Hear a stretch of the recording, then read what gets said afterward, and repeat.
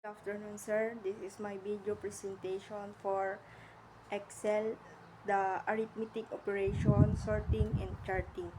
Una po is i-open ko po yung Excel ko and then una ko pong gagawin is maglalagay lang po ng mga grades dito tulad ng mga numbers, ganon. 86, 84, and 89, then 94, tapos 76, and then 89, tapos 85, 86, 90, then ano pang kulang,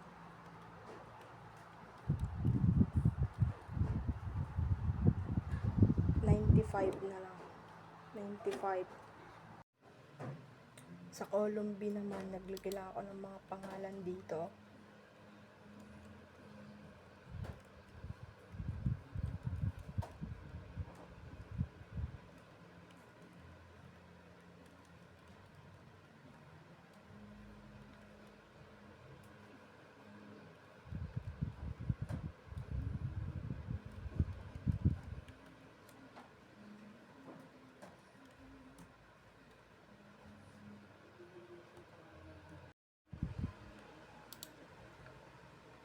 Tapos mag-i-insert lang ako dito. Tapos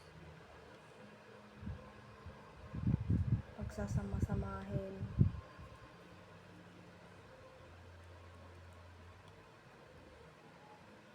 Then sa column C naman, naglagay lang ako dito sa taas yung ano niya, A1 plus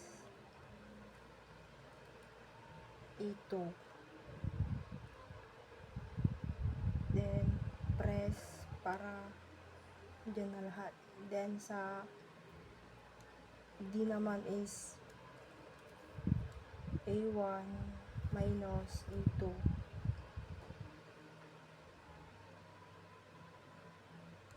Ay, mali.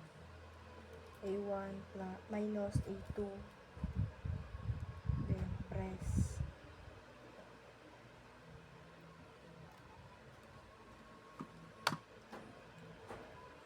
Then sa E naman, A1 times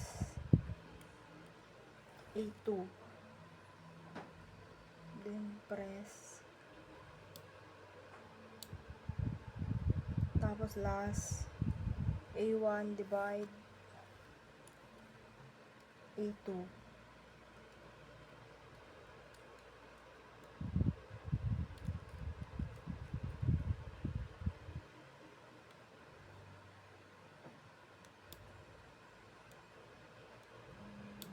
So, next po na gagawin ay ikakopy ko lang po yung mga grades.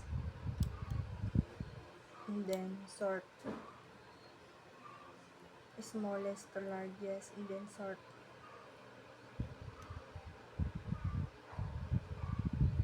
Ganun din yun po yung mga pangalan.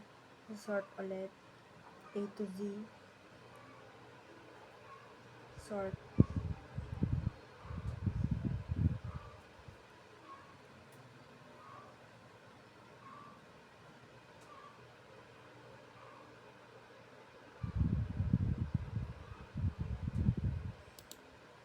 Then magsa-search lang po ako ng mga chart, and ito po yung pipiliin ko. Magiging chart title niya is Hana Ermina na lang. Then lipat. Ito na po yan yung ano na chart niya. Bawat pindot mo, doon yung mga total niya. So, ito na po pala ang aking final output sa aking Microsoft Excel video presentation for arithmetic operation, sorting, and charting. And dito na rin po nagtatapos ang aking video. Thank you.